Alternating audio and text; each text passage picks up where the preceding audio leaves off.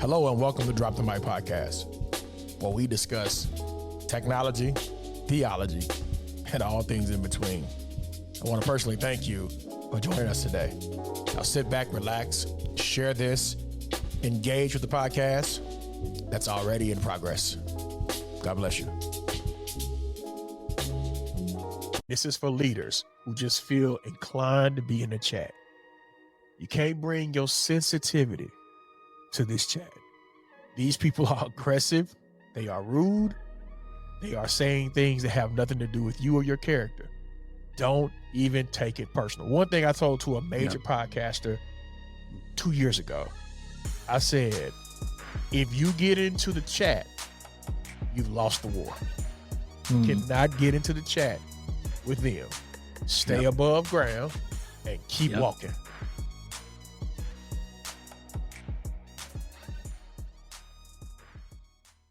Welcome to the Social Media Church Podcast. I'm Neil Smith, joined by DK Hammonds.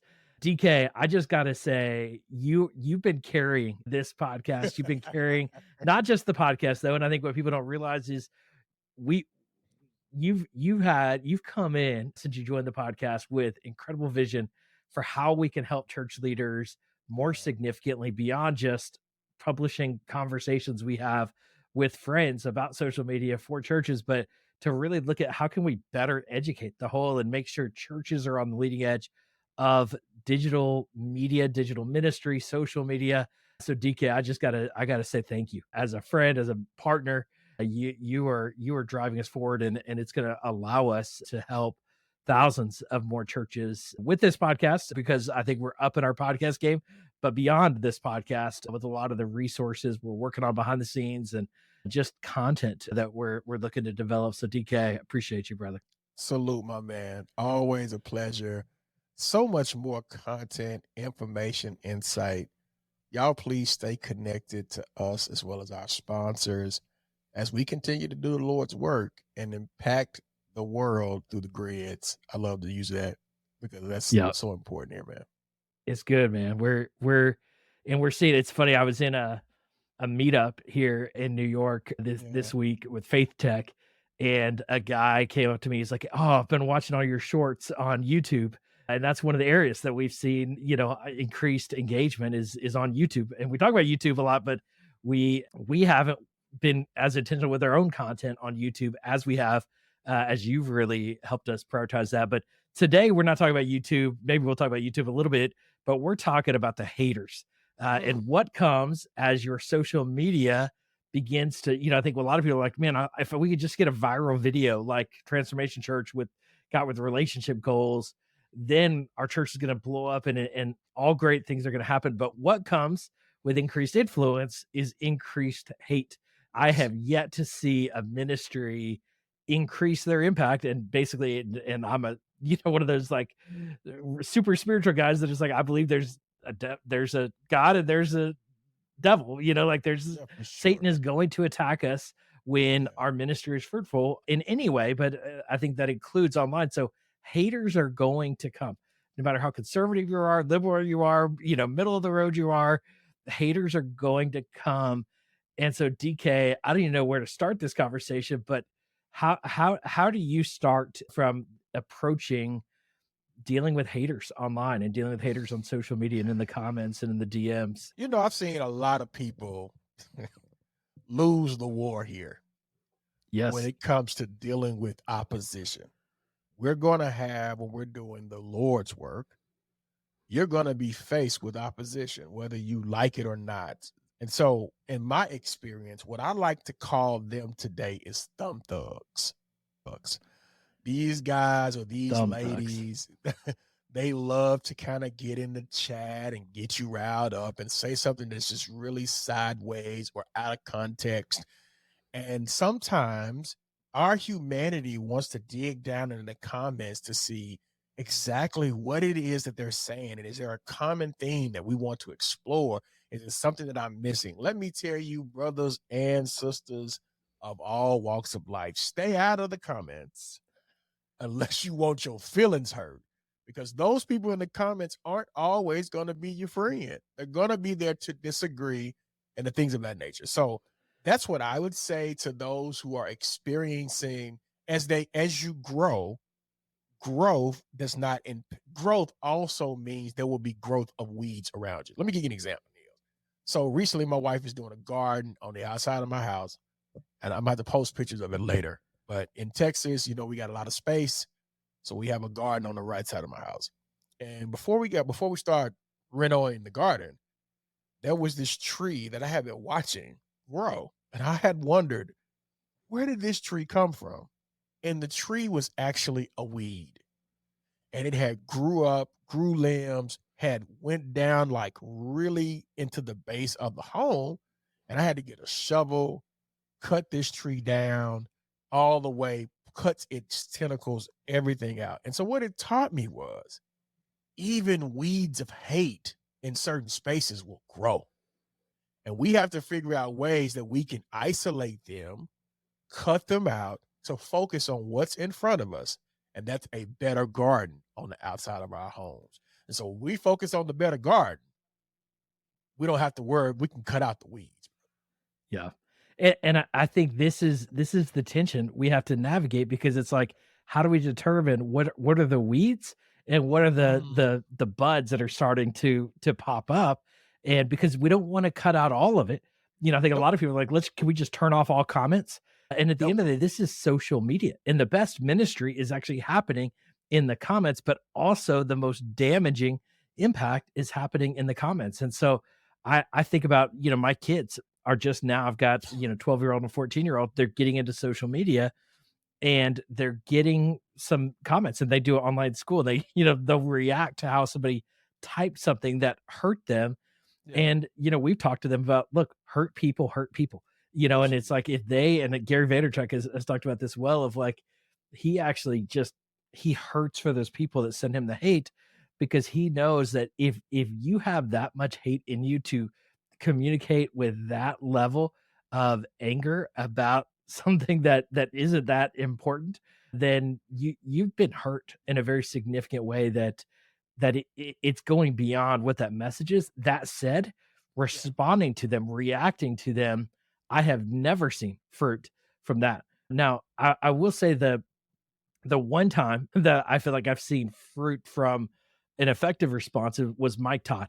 And he, and a lot of people have seen it, he called it Spitzgate, where he had a video go viral and it actually trended like top 5 on Twitter, where he had done a sermon illustration where he spit in dirt and mud and then rubbed it on his brother's eyes, to illustrate.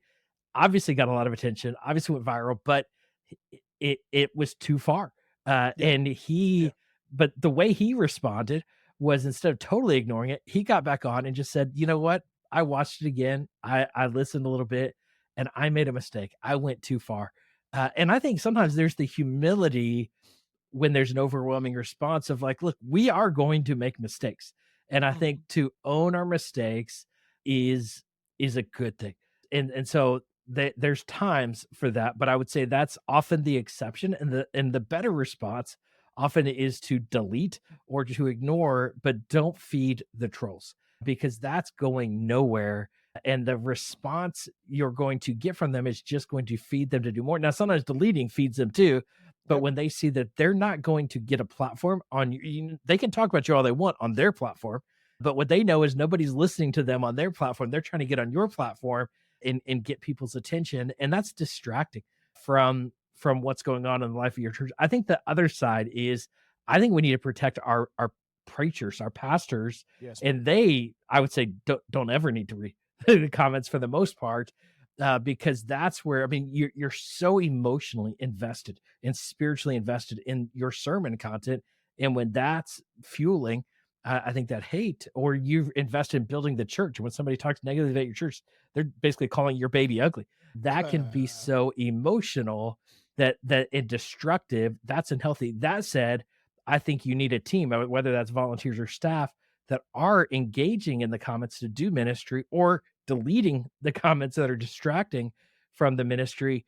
But I think the other layer to that is, they can also be beat down by those comments and messages coming in and deleting those. And so but I think it's like your security team in many ways, of who is on those front lines of your online security team of, yeah, this is healthy conversation, and you could be in our lobby, or you're in our lobby and you're cursing and you're, destructive, and it's just time for you to go. And so this is not a black and white like issue. There's gray in here, and I think it is hard to navigate it. DK, how have you staffed this in the past, or have you seen other churches staff this response system and done it well, or missed the opportunity? Oh, I've seen a lot of misses. But I like the question in terms of how we've staffed it. I think what's important here when we're talking about what's happening in the comments, it is training people not to overreact because somebody else is overreacting on the left side.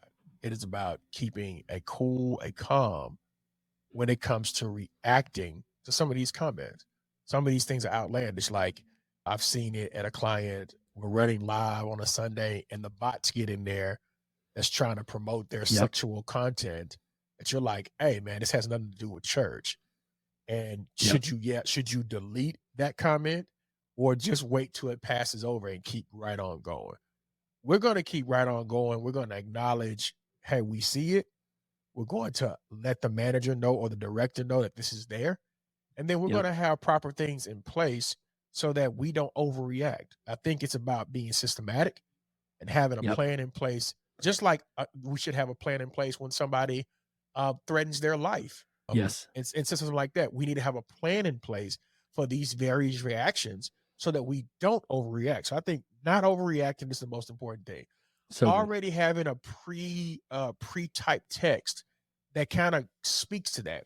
If there's a troll, hey, we see you, we thank you for coming, and God bless you, and we've acknowledged it, and we've moved right on past you, no matter how much you say. And I think the other thing is don't be so quick to delete or mute them, because here's what happens. Here's what I know about trolls. If they have one account, they have 10. And they're just going to go to another account, and they're going to crank that other account up, and they're going to come right back to you and continue to troll. If you ignore them, they'll stop. I promise you, they will stop. So the last thing is, let's not feed the trolls, right? That's the difference between a good plant and a good weed. A good weed will grow on its own. You can just kind of cut that out and be done. But a good plant needs soil, fertilizer. It needs water. It needs seed. It needs good ground. And that's what we want to spend our invested time in when it comes to these chats, additional conversations, and things of that nature. And yes, Pastor, you're going to do something outlandish. Let me tell you something. Tell your media department to cut it out. Just trim it down, cut it out. We won't see it. But if you don't tell your media department to cut it out, we're going to see it. We're going to react for it. So here's the last thing, Niels. And this is for leaders who just feel inclined to be in the chat. You can't bring your sensitivity to this chat. These people are aggressive. They are rude. They are saying things that have nothing to do with you or your character. Don't even take it personal. One thing I told to a major podcaster 2 years ago, I said, if you get into the chat, you've lost the war. You cannot get into the chat with them. Stay above ground and keep walking.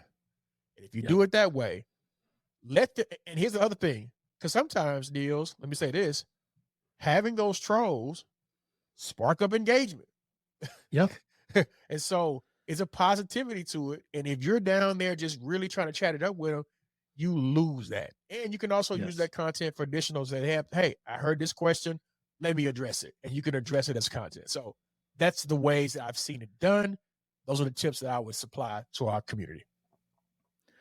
And I think what you'll often see is that your community will often just, they'll handle the trolls themselves. Absolutely. I think where it gets out of control, though, is they end up going on a tangent with the troll trying to defend their church or defend their pastor.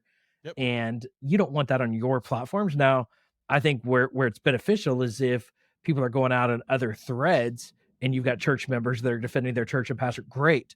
But don't let it happen on your church's accounts. That's for ministry to be done. And I think this is kind of a sacred place that we want to guard and defend from those things. I think there's different places for different conversations. If you want to get real crazy, go to Reddit. You can see all the crazies Oh are on man. Reddit. And I Oh think man. YouTube comments are probably the worst out there in the social media Absolutely. landscape. DK, the platform that I continue to see a lot of churches struggle with is Google reviews.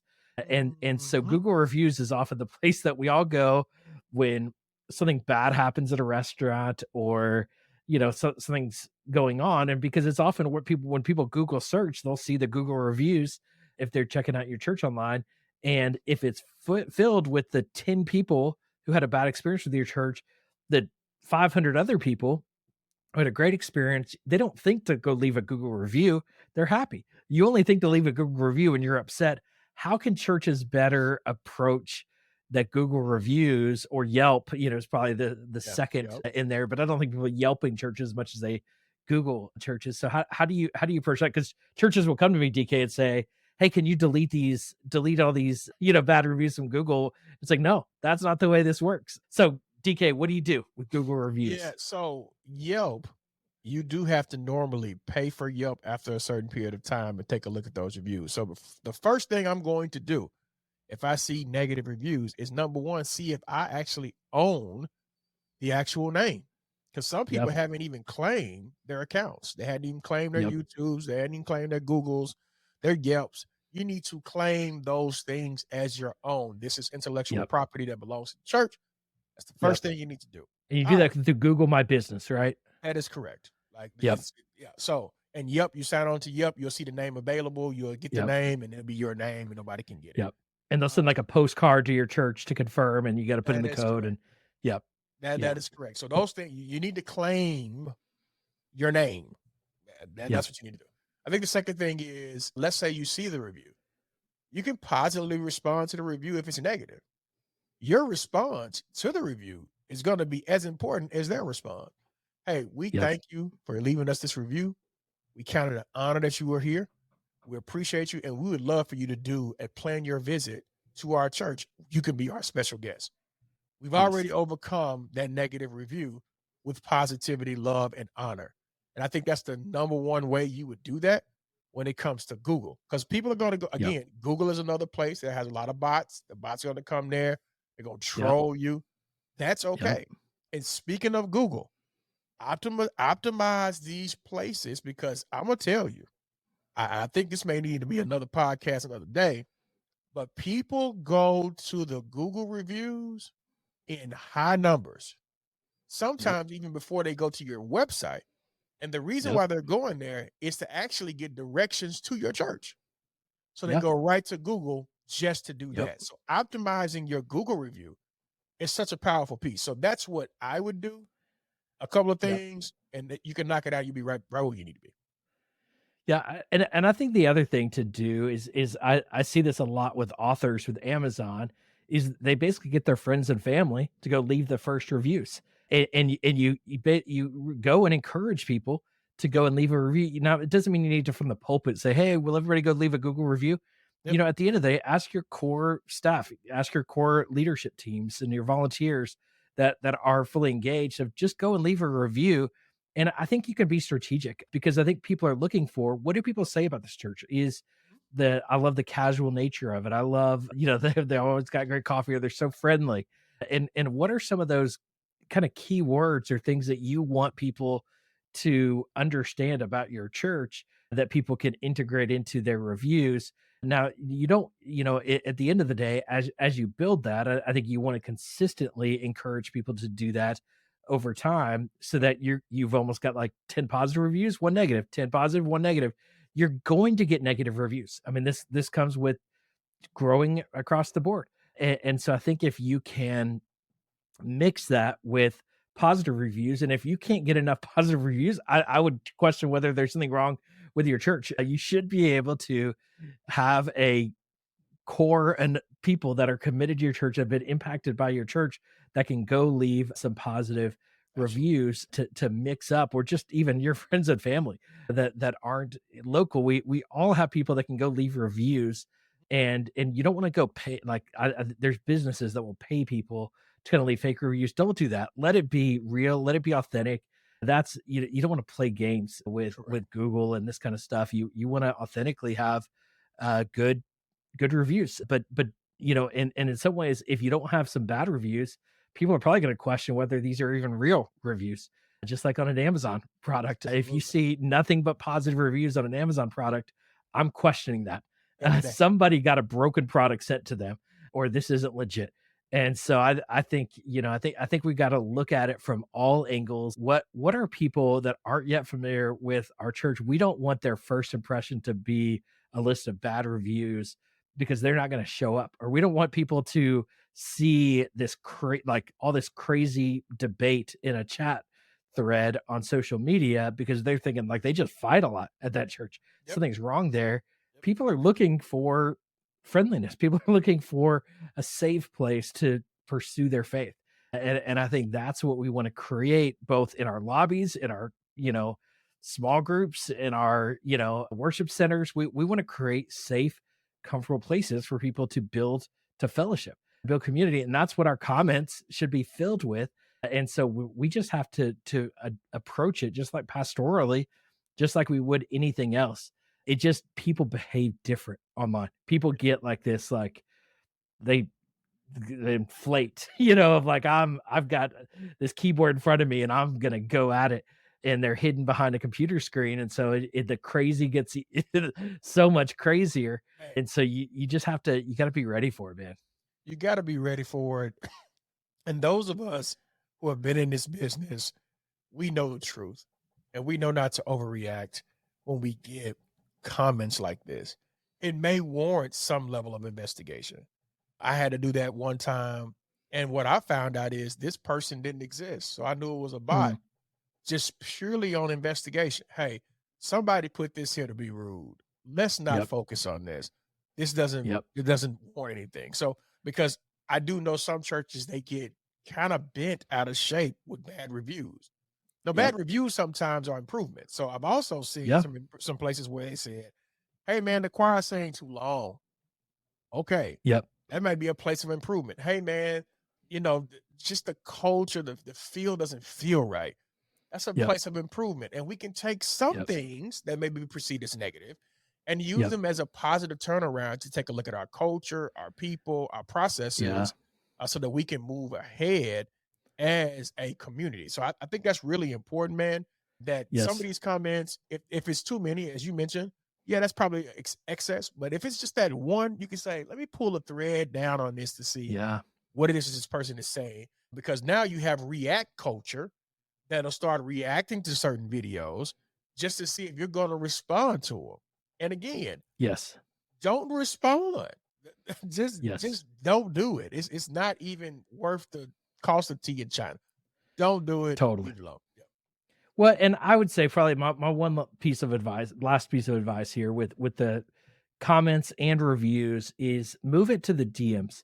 And so I would say if somebody does have something where they're like, "Hey, I'm really disappointed in this, and I saw this, or I'm questioning this," you could say, "Thanks for your feedback. We'd love to talk with you privately about it. Can you just send us a DM, and Yes. we'd love to talk with you in the DMs," because those conversations aren't needed in the public forum for everybody. Correct. That person might literally have something valid they need to Yep. share, and have that conversation privately with them, and interact with them that way. I would say the same thing for reviews. I think one of the things you can do with Yelp and Google reviews is, why you can't delete the review, you can respond to it, and you can basically say, "I'm sorry to hear that this was your experience.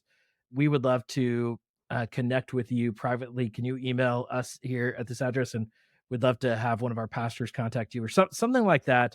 Yep. That basically invites them, of saying, we heard you. We are sad to hear that you had this experience with us. That's not the norm, and we'd love to talk to you. Now, that person probably doesn't want to have a conversation. That person probably just wants to vent publicly. But I think other people can see that you're listening, responsive, and that that's not the norm. Yeah. If all they see are bad reviews with no response to it, they just think, well, okay, that's the norm. That's true. But when they can see that there is a response that just says, that doesn't sound right, help us to better understand, we're listening. I think that actually speaks to the person reading the review, it's rarely going to speak to the person that left the review.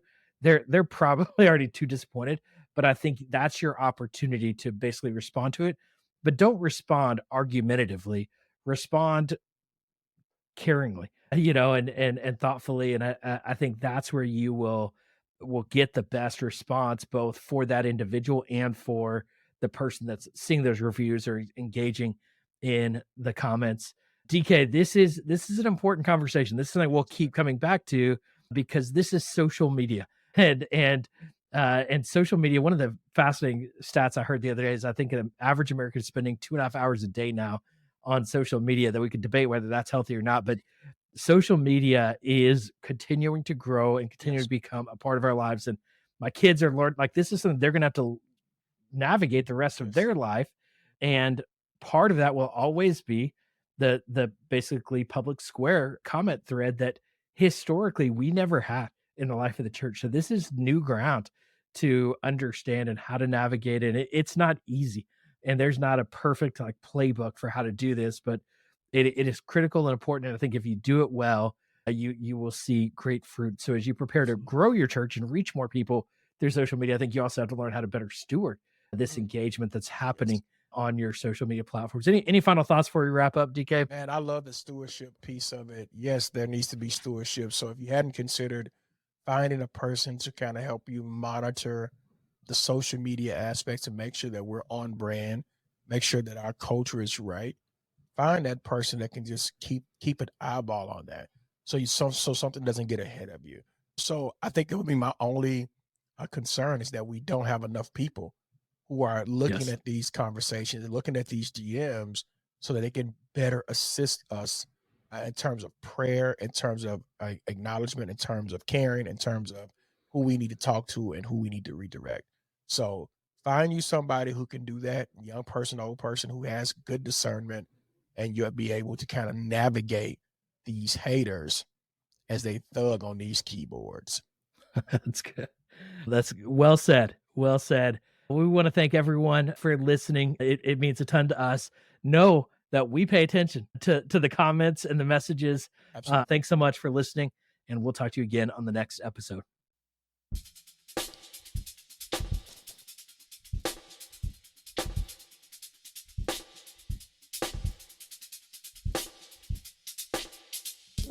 Thank you for listening to today's podcast. My hope is that the podcast added value to your life. Please, please, please subscribe from your favorite application, leave us a review, and even follow us on YouTube for your up-to-date information. Thank you. Peace.